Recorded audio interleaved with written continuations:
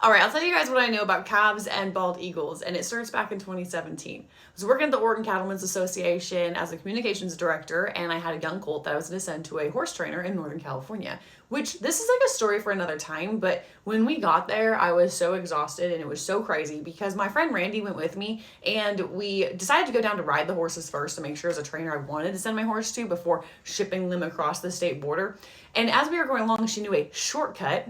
In the process of taking the shortcut, we blew 3 tires on my Jeep Wrangler that I had purchased less than a month before. Not the tires, the car itself. I purchased my Jeep Wrangler a month before. We blew 3 tires in the middle of Hogback Ridge in none other than the most remote place in the lower 48 because there was not a soul to be seen. We had just hit the pavement and we ended up hitchhiking after walking miles, and she was like, "Don't go with them." And I was like, "Oh, here we go." So I'm batting 100% as a hitchhiker. That's a story for another time. But we show up at this place hours later than we were supposed to show up there, and the trainer wasn't there. That's a whole other story too. Anyway, they took us around on a tour on their ranch where we're kind of like killing some time, and this couple was telling us about how they have to bring all of their first year heifers that are calving up to a pasture right behind their house because the heifers are first time moms. So this is their first calf they're going to have, and they needed to keep them close to keep an eye on them to, 1, make sure they didn't need help, and 2, keep the predators away. And I said, "Oh, do you have issues with like coyotes, cougars? Like, what do you have?" And they said, "Bald eagles."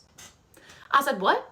And they said, "Bald eagles." So I look out on their back patio, like walk out on this beautiful wooden deck, drinking a coffee, and I look over, and in the tree line along the creek, so it's like pasture, a creek, tree line, so beautiful, beautiful Northern California, and I see hundreds of bald eagles just stacked into the trees. They go after the placenta, and they go after the eyes on the calves on the ground, and they go after calves if they feel like a mom is going to neglect it or leave it behind. They're scavengers, but they're going to take what they can get. That's the first introduction I've ever had to bald eagles. So that's why as soon as I saw that eagle swipe swing out of the trees, I was like, yeah, that's probably what it's doing. And I'm like, protect the eyeballs!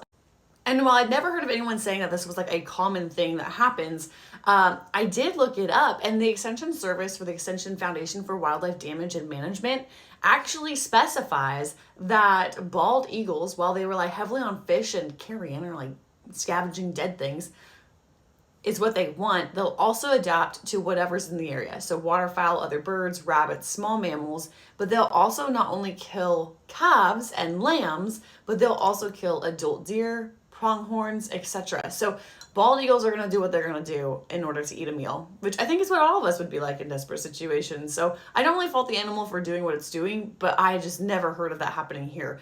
On the I-5 corridor here in the Mid-Willamette Valley, we lose a ton of lambs every single year to bald eagles, and so I kind of thought that they'd be taking out the shepherd's flocks and not my small cattle herd.